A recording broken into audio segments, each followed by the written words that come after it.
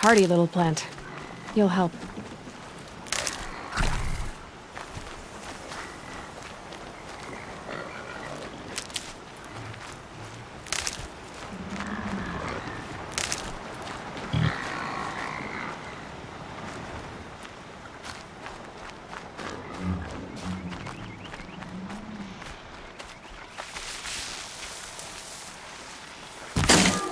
Gonna pick up a fight.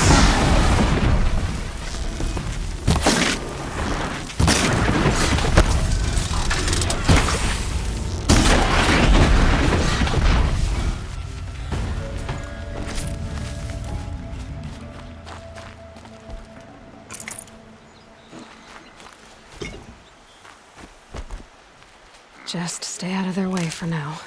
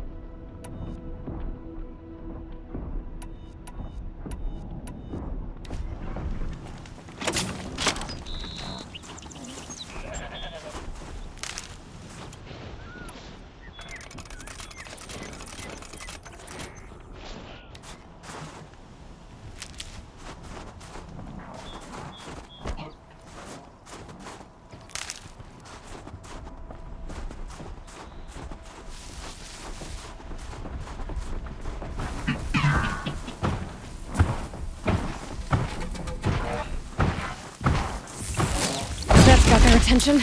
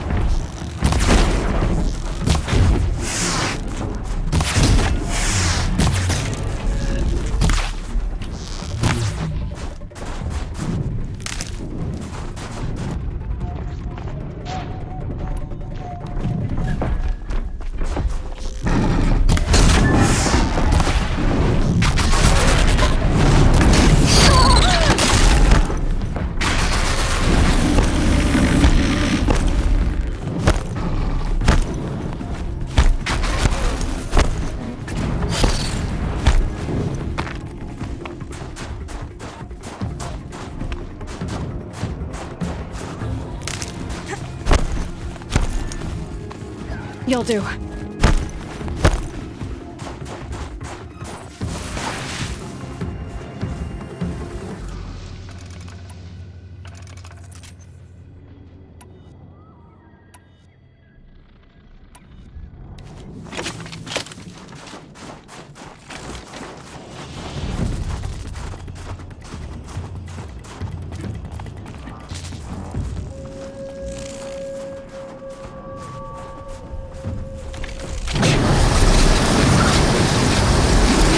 I've got to the ramp.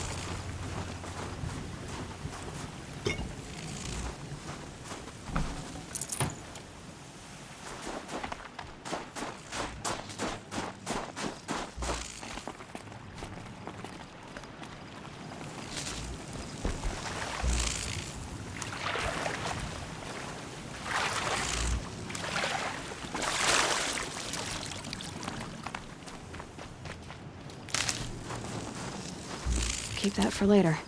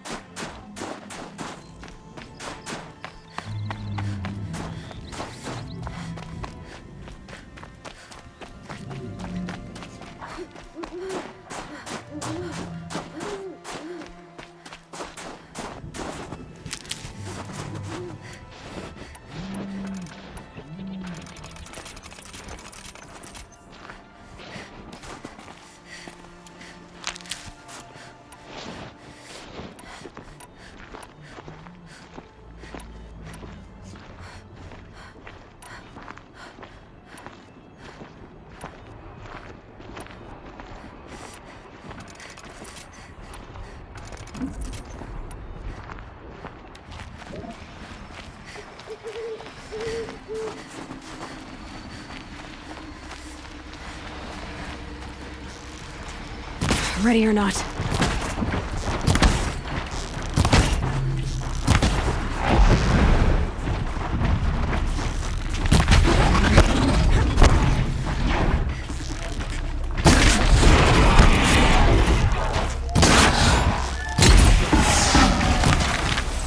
Makes this a little easier.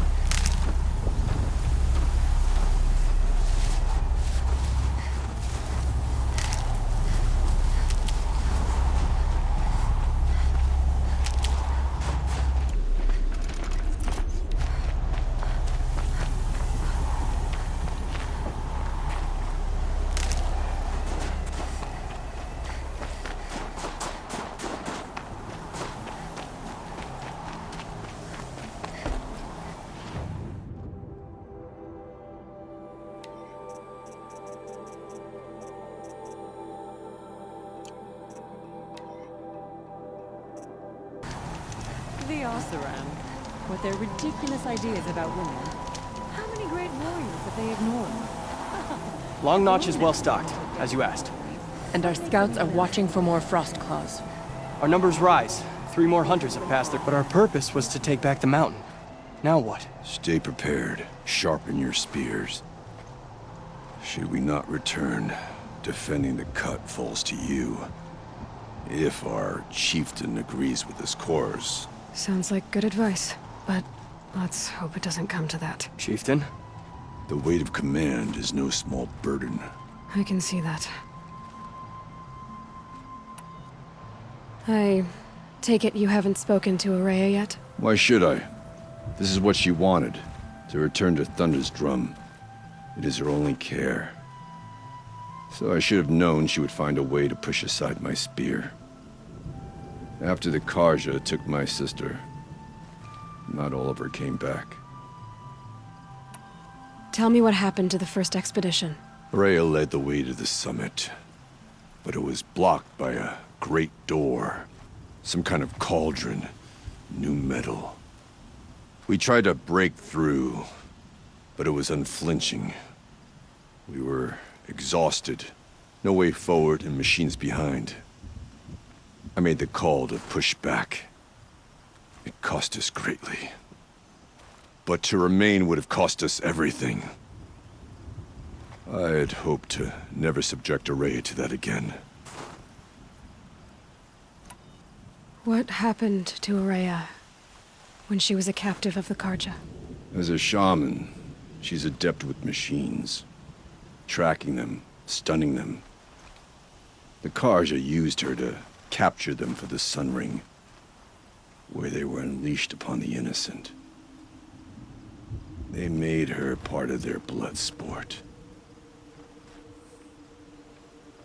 The shame she suffered beneath their pitiless sun. She survived. She endured.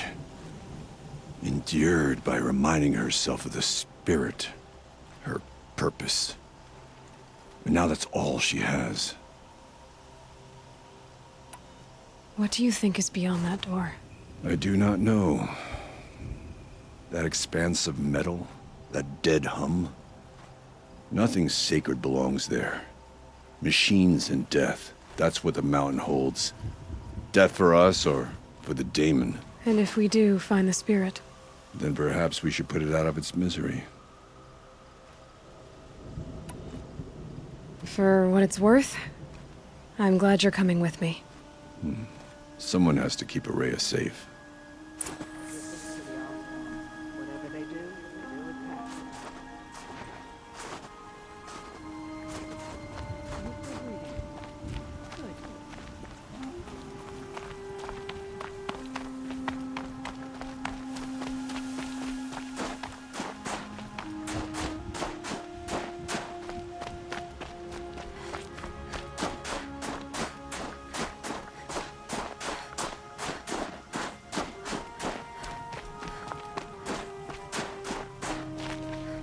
Aloy, this is it. My chance to reunite with the spirit, and perhaps to reunite her with the blue light. It's not a chance I would have had alone. I needed an outsider. Someone ignorant of our ways, but no, not ignorant. Are you trying to thank me, Araya? Yes, of course. That's what you do. Untangle knots. Create possibilities. Thank you for making this pilgrimage possible. I only wish it had not been necessary to humiliate Aratak. You were wise to let him come. He's earned the right. Stubborn as stone, but he's had to be. The war demanded it. And so have I.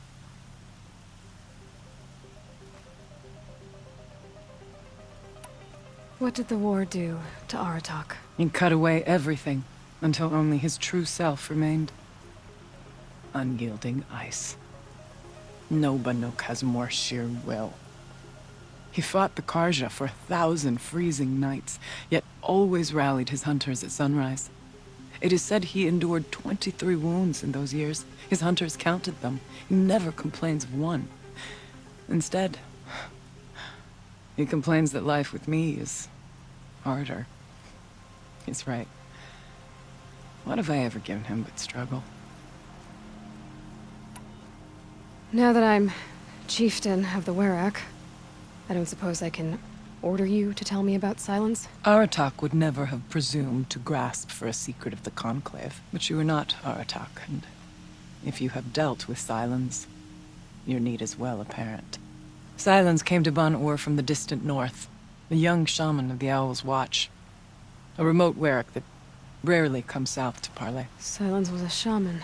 He was. Or at least, when we sent runners to ask the Owl's Watch, they said he was.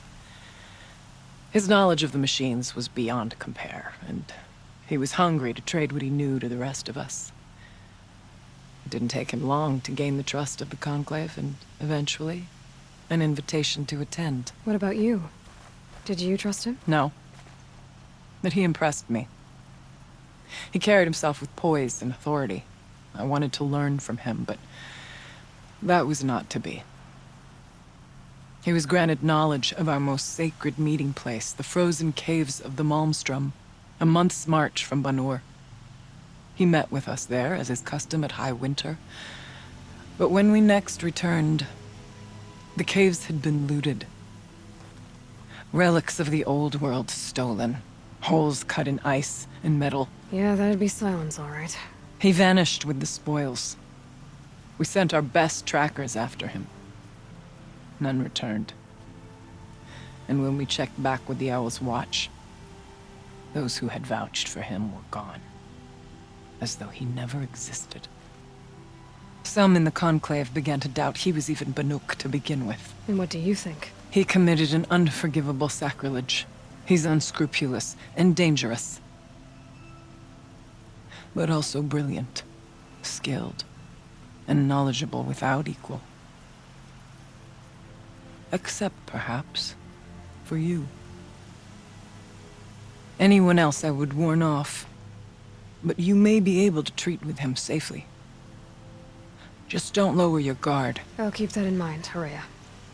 Thanks. What are we gonna find up there, Horea? Ruins, machines, and a door, like that of a cauldron.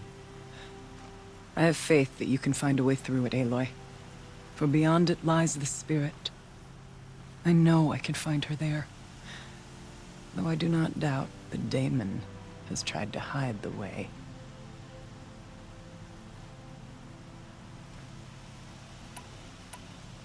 Aratak told me you were a captive of the Karja for a long time. It sounded bad. For Aratak, it all comes back to that. He thinks the Karja changed me. They did not. They merely sharpened my focus. When all else is lost, you think about what's truly important. The spirit. The blue light. The beyond. And my brother, too. Every time I felt the chill northern wind, I thought of him. Worried for him.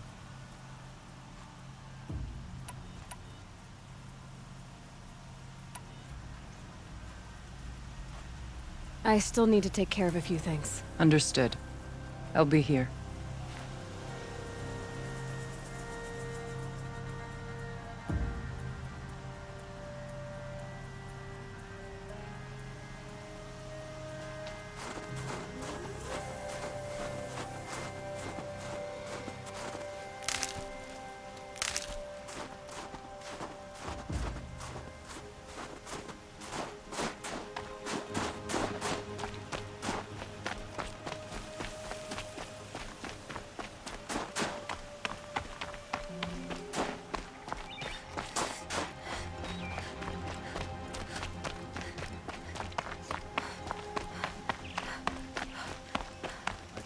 So little worth saying to you.